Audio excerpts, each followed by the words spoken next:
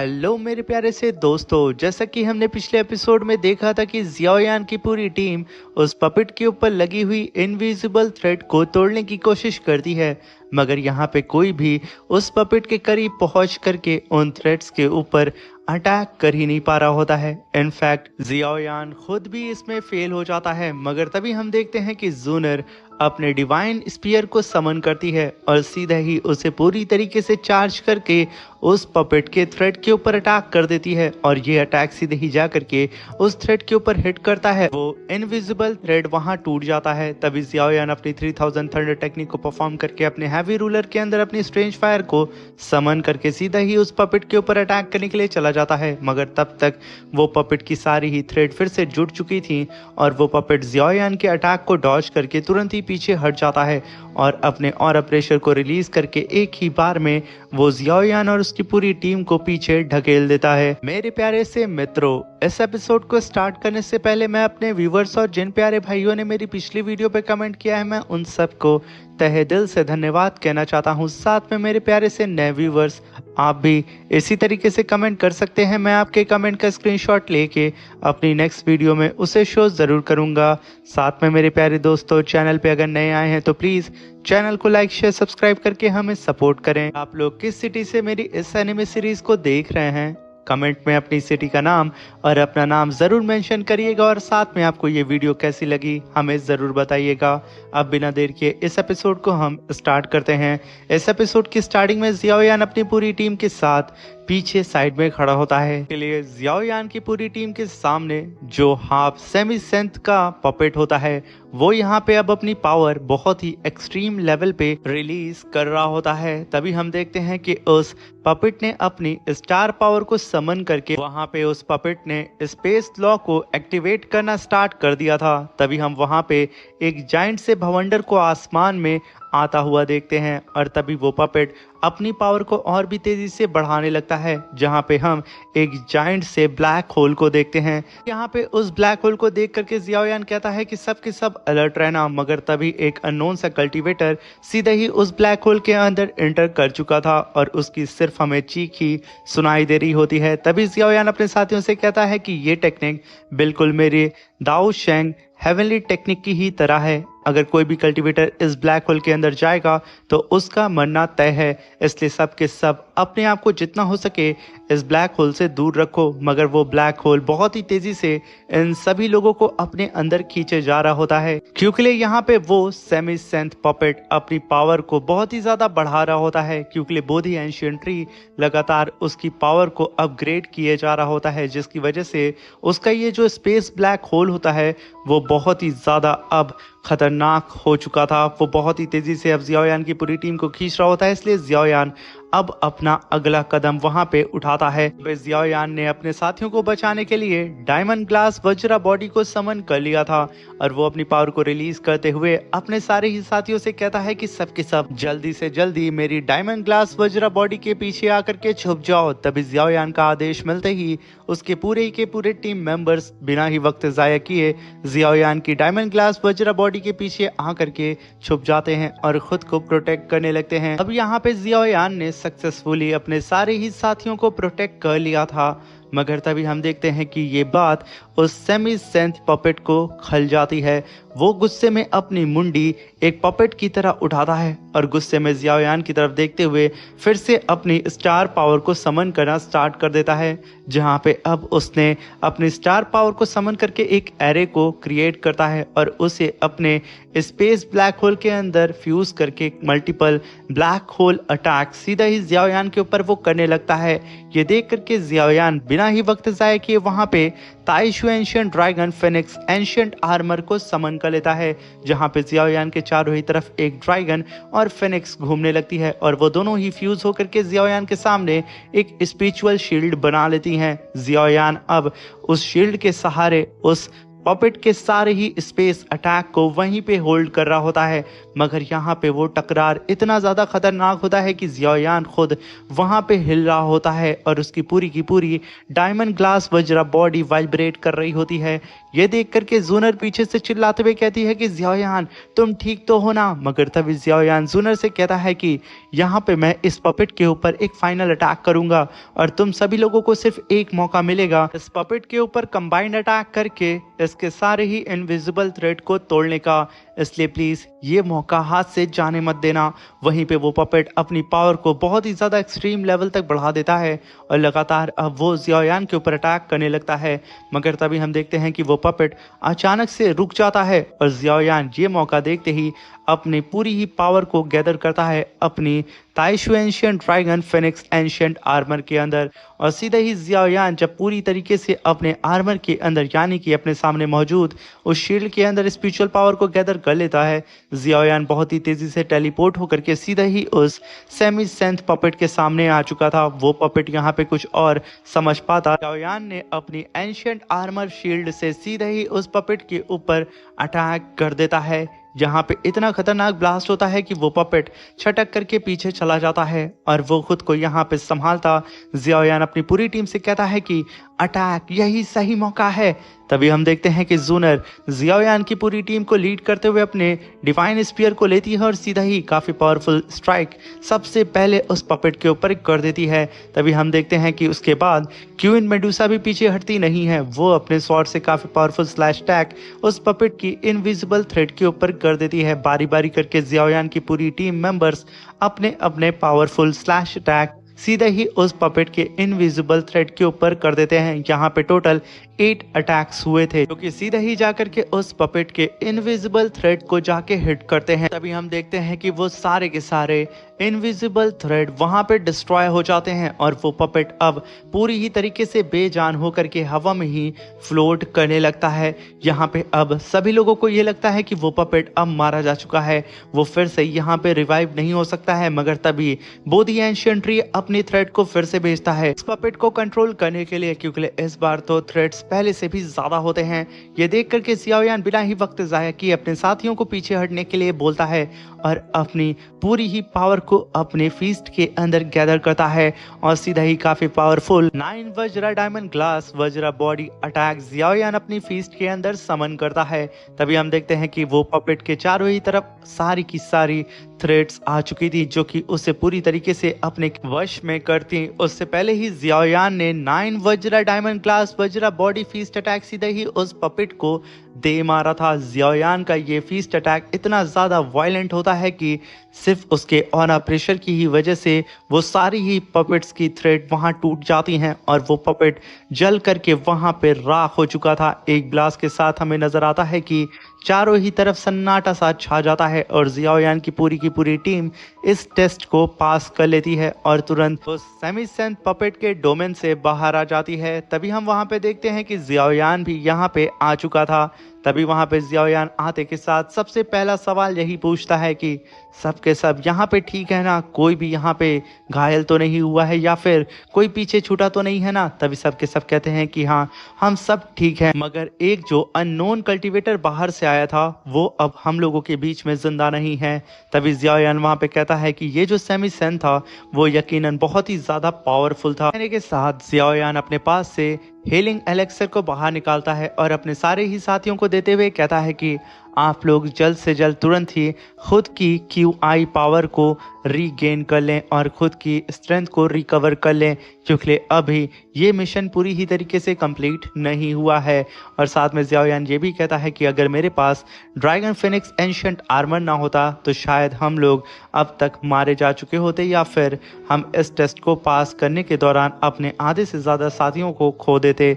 इसलिए जियाओयान कहता है कि आप सभी लोग अपनी फुल पावर को जल्द से जल्द रीगेन कर लें, तब तक मैं आप लोगों को यहाँ पे गार्ड करूँगा। आप लोग फ्री होकर के यहाँ पे कल्टीवेशन खुद की कर सकते हैं। जियाओयान की बात को सुन करके वहाँ पे सब के सब बिना ही वक्त ज़ाया किए अपनी कल्टीवेशन को स्टार्ट कर देते हैं और अपनी दाओ क्यूआई पावर को फिर से रीगेन करने लगते हैं। वहीं पे जियाओयान उन लोगों को गार्ड कर रहा होता है। तभी हम देखते हैं कि जूनर अपनी कल्टीवेशन कर चुकी थी और वो अपनी दाओ क्यूआई पावर को रीगेन कर चुकी थी। तभी जूनर उठ करके जियाओयान के पास आती है और कहती है कि जियाओयान, क्यों ना हम लोग सबसे पहले आगे बढ़ के बोधी एंशियंट ट्री से इस फ्रूट को हासिल कर लें।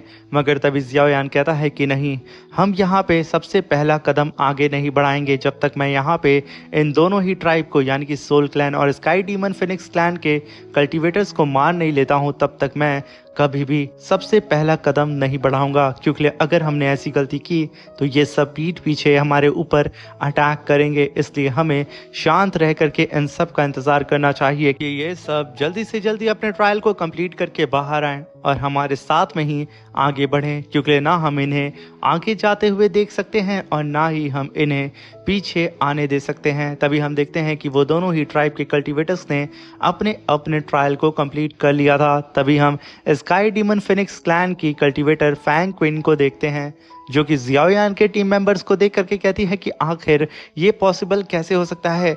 जियाओयान के सारे ही ग्रुप्स मेंबर अभी तक पूरी ही तरीके से ठीक हैं, इनमें से कोई भी नहीं मरा और हमारे क्लैन के आधे से ज़्यादा लोग मारे जा चुके हैं। तभी हम वहाँ पे हान यू को भी देखते हैं, क्योंकि वो भी अपने ट्रायल को कंप्लीट करके आ चुका था और उसके भी आधे से ज़्यादा लोग मारे जा चुके होते हैं। तभी ये चीज़ देख करके जूनर जियाओयान से कहती है कि सोल क्लैन और स्काई डीमन फिनिक्स क्लैन लोगों को तो काफ़ी हैवी लॉस हुआ है। मुझे लगता है कि जियाओयान, इन लोगों की ये कंडीशन नहीं है कि ये लोग हमें चैलेंज कर सकें, इनके पास अब स्ट्रेंथ नहीं बची है। तभी जियाओयान कहता है कि हम इन पर भरोसा नहीं कर सकते हैं। तभी जियाओयान सिचुएशन को ऑब्जर्व करता है और तुरंत ही अपने साथियों से कहता है कि ये जगह बहुत ही ज़्यादा खतरनाक है, इसके लिए आप लोग खुद सोचें। बोधी एंशियंट ट्री के बाहर 3 दाओ सेमी-10th लेवल के कल्टीवेटर्स थे, जिन्हें बोधी एंशियंट ट्री ने अपनी पावर का इस्तेमाल करके खुद का गार्डियन बना लिया था और उन्हें पपेट बना लिया था।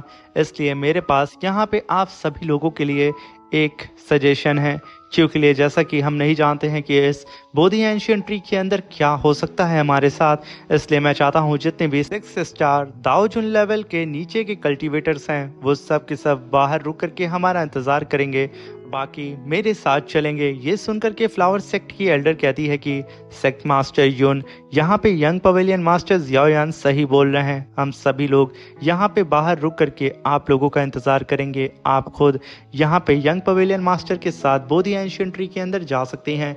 ये सुनकर के मिस युन कहती हैं ठीक है, मैं अंदर जा तो रही हूँ, मगर आप सभी लोग अपना हद से ज़्यादा ध्यान रखिएगा, क्योंकि ले कब कौन कहां से हमारे ऊपर आकर के अटैक कर दे इसके बारे में हमें कोई भी अंदाज़ा नहीं है।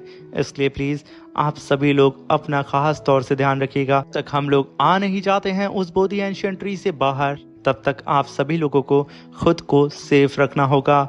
क्या आप सबको ये बात मंजूर है? तभी सबके सब हाँ बोलती हैं। तभी वहाँ पे मिस जूनर अपने साथ ग्रैंड एल्डर गू यांग को लाती हैं और अपने सारे ही साथियों से कहती हैं कि हम लोग जियाओयान के साथ इस बोधी एंशियंट ट्री के अंदर जाएंगे, बाकी सभी लोग बाहर रह करके फ्लावर सेक्ट की सारे कल्टीवेटर्स के साथ कोलैब करके एक दूसरे को प्रोटेक्ट करेंगे। अगर कोई भी सिचुएशन होती है तो आप सब मिल करके उसे डील करेंगे जब तक हम लोग बाहर नहीं आ जाते हैं, और आप सब लोग यहीं रुक करके हमारा इंतज़ार भी करेंगे।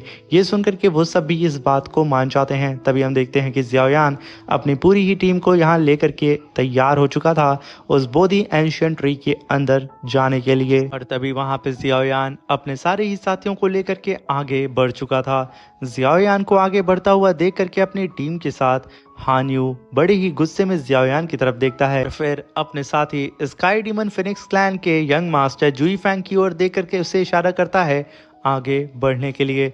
हम देखते हैं कि सोल क्लैन और साथ में इस स्काई डीमन फिनिक्स क्लैन के कल्टीवेटर्स बहुत ही कम बचे होते हैं, वो भी गिनती के, और इधर पूरी की पूरी जियाओयान की टीम बची होती है। और तभी हम देखते हैं कि जियाओयान बोधी एंशियंट ट्री के जैसे ही करीब पहुंचा था अपने साथियों के साथ, सबसे पहले वहां पे जियाओयान के ऊपर एक डिवाइन रोशनी गिरती है, जो कि पल भर में जियाओयान को टेलीपोर्ट करके उस बोधी एंशियंट ट्री के अंदर लेके चली जाती है। और वही डिवाइन रोशनी अब धीरे धीरे करके जियाओयान के टीम मेंबर्स टास्क के ऊपर भी गिरने लगती है और बारी बारी करके उन सभी लोगों को भी बोधी एंशिएंट ट्री के अंदर ले करके जाने लगती है, जहाँ पे हम देखते हैं कि सोल क्लैन और स्काई डीमन फिनिक्स क्लैन के कल्टीवेटर्स भी अब टेलीपोर्ट होकर के बोधी एंशिएंट ट्री के अंदर एंटर कर चुके थे। ये सब देख करके वहाँ पे क्वीन घबरा जाती है और वो चिल्लाते हुए कहती है कि यंग मास्टर जियाओयान, आप प्लीज अपना ख्याल रखिएगा। मिस क्वीन को परेशान होता हुआ देख करके वहाँ पे मिस यान कहती हैं कि तुम परेशान मत हो, सब कुछ यहाँ पे ठीक होगा, बस हमें बाहर रह करके